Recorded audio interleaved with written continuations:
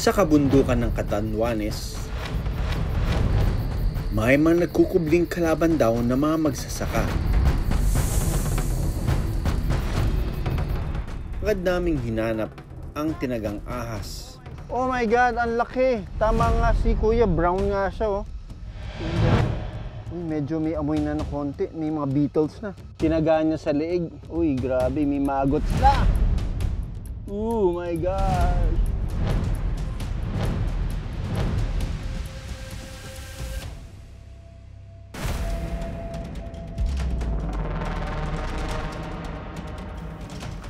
Ayun!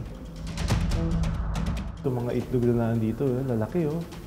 Ang dami nila, they're all over this area. Ayun sila, ang dami oh. Ayun! So ibig sabihin, may pagkain sila dito. Look at those eyes. Oh. Halos wala talagang ilaw. Pero napakalaki ng mga mata niya. Enough to see in the dark.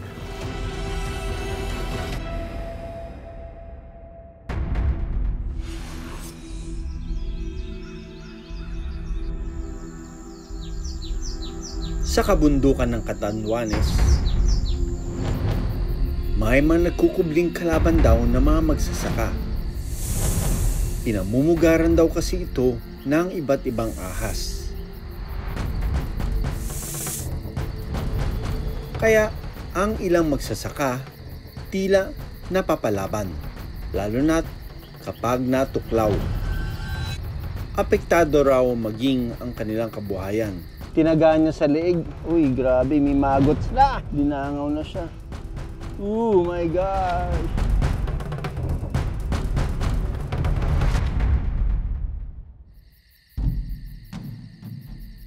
Ang Catanduanes mayaman sa iba't ibang buhay ilang. Sa pag-aaral ng ilang biologists sa kanilang lugar, aabot daw ng higit 20 species o uri ng ahas ang matatagpuan sa isla. Sa taniman ng abaka, ang mga ahas madalas pagala-gala dahil sa dami ng pwedeng makain sa bundok. It's been a while since Born has done a shoot na talagang grabe yung trekking, ano? Nasa 400 plus elevation na tayo. That's about 1 mile. We still have more than 2 hours to go. Halos nasa tuktok na tayo ng bundok. And this mountain remains to be preserved. Pakay naming makunan at maidokumento ang iba't ibang ahas sa isla. Sa ilap nito, inabot na kami ng 3 oras paakyat ng bundok. Lahat ng mga pahirap, makita lang yung mga ahas dito sa Catanduanes. Maya-maya pa, isang Draco o flying lizard ang aming nakita. Oh yes! Ito yung tinatawag na Draco, no? Ito yung flying lizard or gliding. And in every place in the Philippines, magkakaiba itong mga Draco na ito. And ito yung patagium niya na tinatawag. Ito yung sinestretch niya pag lumilipad siya. Ang color nito, yellowish. Some can be orange, mga iba mapula, green, pero ito madilaw. And look at this, oh. Yung mukha niya parang dinosaur, oh. Ang mga Draco o flying lizard kayang lumaki ng 8 pulgada o kasing haba ng 1 litrong bote. Yung tail niya ang haba. Ginagamit niya yan para ma-navigate na. Kapansin-pansin na buntis ang hawak kong Draco. May egg siya. Wow, it's gravid. Di mo yung itlog niya. Agad ko ring ibinalik ito sa puno. Sa aming paglalakad, nakasalubong ko ang isang magsasakang si Tatay Anselmo. Hindi niya tunay na pangalan. Namimili ako. Kung 3 buwan akong di makapagtrabaho, papatayin ko yung ahas ko. Pag nabulok yung pet, ako, wala na. Kulay green ba? Or brown? Brown siya na may team. Kanina nyo lang napatay? Hindi, kahapon. Bilang isang veterinaryo o doktor ng mga hayop, nakakalungkot na malaman na may ahas na tinaga at namatay. Pero hindi ko rin maiwasang mangamba. Lalo na't kapag natuklaw ng ahas ang mga magsasaka. Kabuhayan naman nila ang maapek. Sa paghahanap ng iba't ibang uri ng ahas, narating na namin ang tuktok ng bundok kung saan umano ito makikita. Dahil mainit sa taniman ng abaka, nakatutulong ito para mabalanse ang temperatura ng katawan ng mga ahas. Isang bronzeback snake ang aming nakasalubong. So ito, abutin ko siya. Whoop! I got you! Wow! Ang ganda, kita mo yung mga bluish scales sa gilid ng kanyang katawan. Aqua blue, tapos green na green yung kanyang belly. Kita mo yung colors niya, no? Every time nasa-stretch yung kanyang balat, makikita mo yung pagka bluish na nagtatago in between the scales. And look at those slender neck. Non-venomous o walang kamandag ang bronzeback snake. Pero kapag natuklaw nito, maaring mamaga ang balat.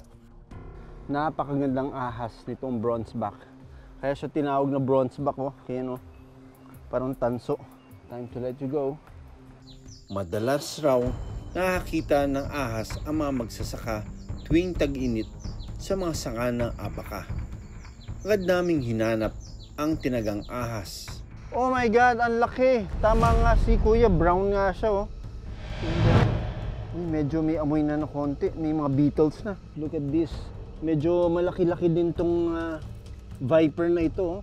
Nakilala ko siyang viper dahil sa ulo. Isang Philippine pit viper o dupong ang napatay na ahas. Tama-tama yung sinabi ni Kuya. Tinagaan niya sa leeg. Pero ang ganda sana nito, medyo orange na dilawang kulay. Kahit patay na ito, yung kamandag nito, grabe. Uy, grabe, may magots na! Dinangaw na siya. Oh my gosh! That is the way organic matter decomposes in the wild. Itong mga magots na yan ang mag-decompose niyan. Mapapakinabangan siya. Ayun yung fangs niya, oh. Balina. Pero yung mga magots, kaya nila, parang walang epekto sa kanila yung venom nitong viper na ito. Kasi patuloy nilang dinidecompose eh. So, amazing, ha? Kahit wala ng buhay, hindi ko maiwasang mamangha sa ganda ng dupong na ito. Ganda na kulay. Oh, may blue. May blue pa sana, oh. Blue, yellow, orange. Putol ang ulo. Poor viper. Highly venomous ang Philippine pit viper o dupong. Necrotic o posibleng mabulok ang bahagi ng katawan ng tao na natuklaw nito. Tama ang suspetsahan ni Tatay Anselmo na maaring mangyari sa kanya oras na matuklaw siya nito. Hindi mo masisisi yung farmer kasi yung kulay pa naman niya, kulay tuyong abaka. So mukhang nagbe-blend pa siya, oh. Kita mo? Yung kulay ng abaka at yung kulay ng tiyan niya. Kapag natuklaw ng ahas, hugasan ang sugat at pumunta agad sa pinakamalapit na ospital. Dahil madilim ang paligid, napagpasyahan ng aming grupo na bumaba na ng bundok hanggang sa isang buhay na pit viper ang aming nakita. Tapos ayun, oh, nagbe-blend siya sa dahon ng abaka. What a beautiful viper, ha? Makita mo yung mga stripes niya. Fantastic. Saan ka makakita ng ganyan? Kadami ng mga ahas dito, no? Dito, worth it yung pagod namin. Come here, my friend. Look at this viper, no? Not a single aggression, ha? Kasi hindi naman ako kasama sa menu ng kakainin niya. Ang mga kinakain nito, mga small reptiles. Bata pa ito, lalaki pa ito. So I'm just enjoying them because I know that I can handle them the right way. Alright, bye-bye.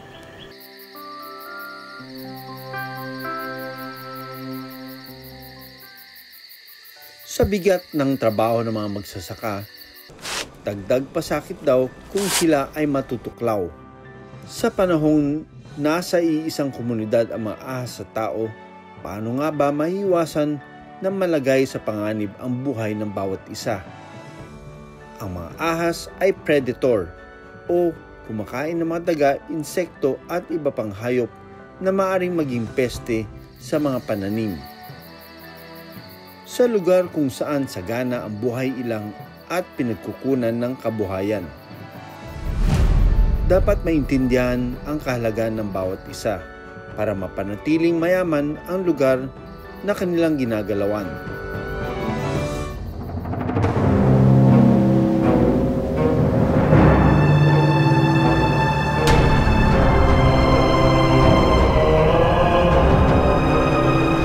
Sa abandonadong isla ng Corregidor, may mga lugar na bihira nang mapasok ng tao. Kaya may mga buhay ilang na dito na piniling manirahan.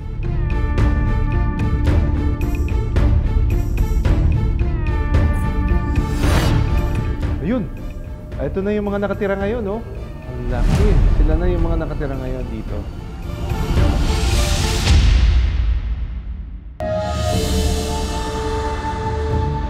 Ito yung naging isang kanyo ng Battery Heart, no? Tapos yung mga sundalo kung saan nagbaman dito sa kanyo na to, ito yung parang temporary barracks sila. Pasukin natin sa loob.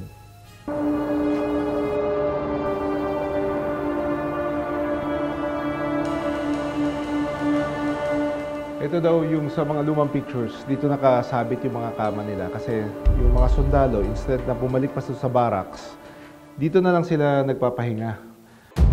Maya-maya pa, may pamilyar na tunog kaming narinig.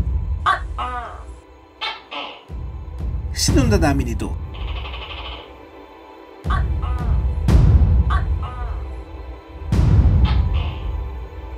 Sa abandonadong tunnel o lagusan na ginamit noong ikalawang digmaang pandaigdig,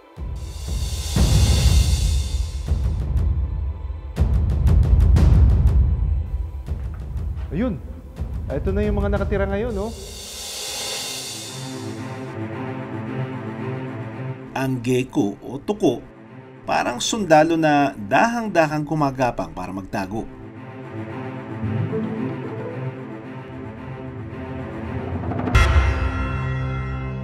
Dahil sa digmaan, halos masira ang isla ng Corregidor.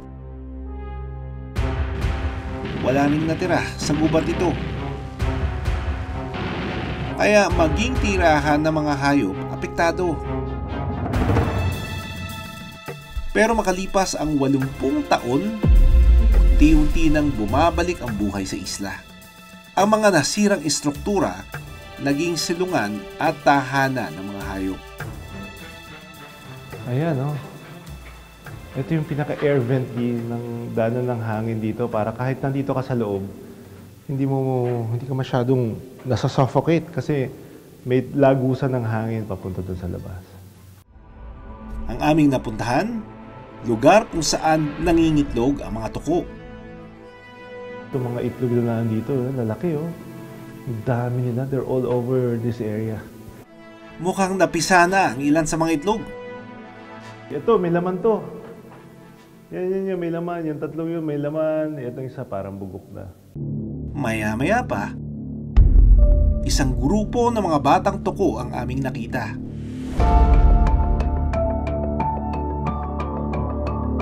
Ayun sila, ang dami, oh. Ayun! Tumpukan sila doon. So, ibig sabihin, may pagkain sila dito. Lumalabas sila dito sa mga butas para manginain sa labas.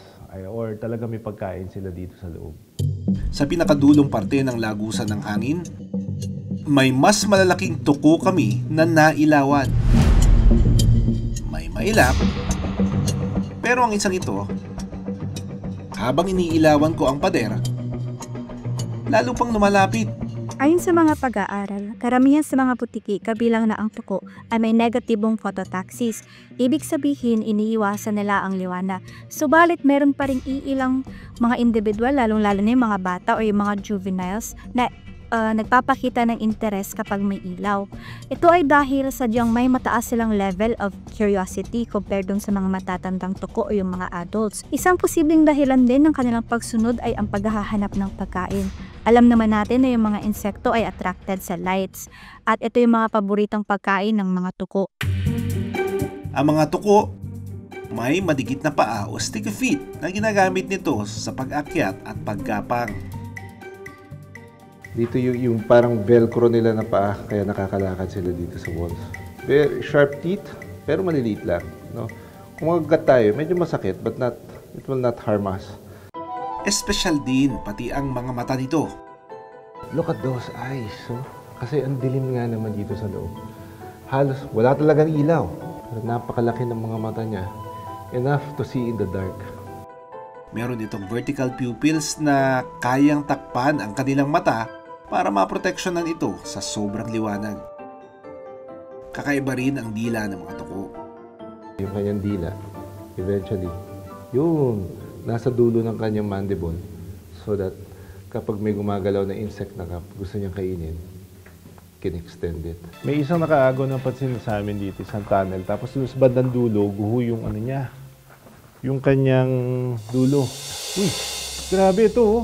May nakatira ditong mga ibon. Compared to the other tunnels na pinuntahan namin, mas kakaunti yung mga swiftlets na nakatira dito. Napansin ko rin na puro adult o matatandang swiftlets ang nandito. Halos ayaw nitong umalis sa pugad. Paliwanag ni Dr. Juan Carlos Gonzalez, isang eksperto sa mga ibon. Marami kasing ibon na makikita mo sa mga caves and crevices.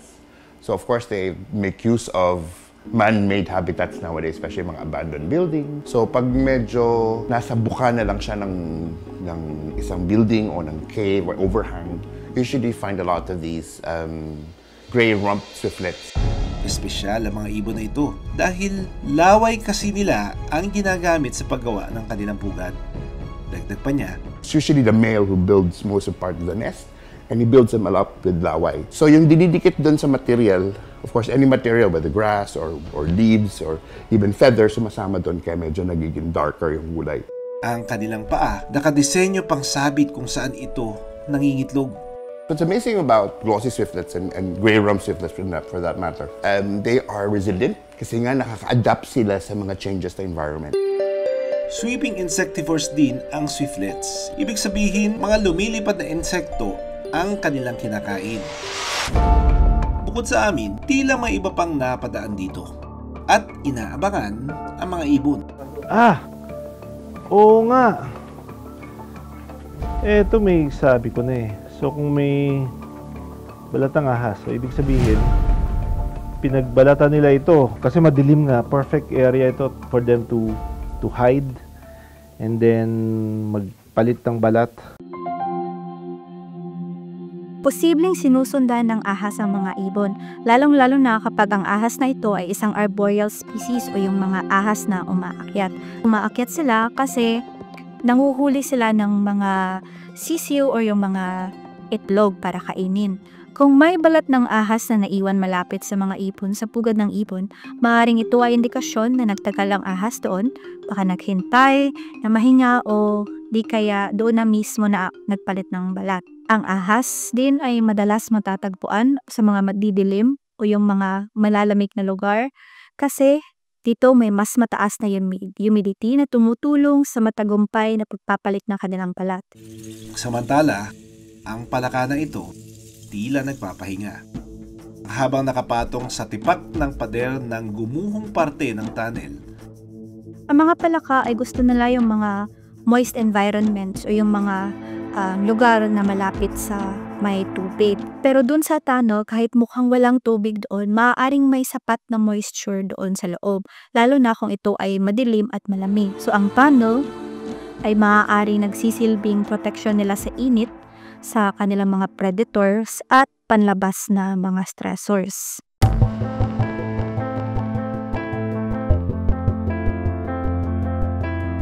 Naging madiliman ang kasaysayan ng isla, hindi ito hadlang para manumbalik ang sigla at kapayapaan sa isla. Kasabay nito ang pagbabalik ng mga buhay ilang na nagsisilbi ngayong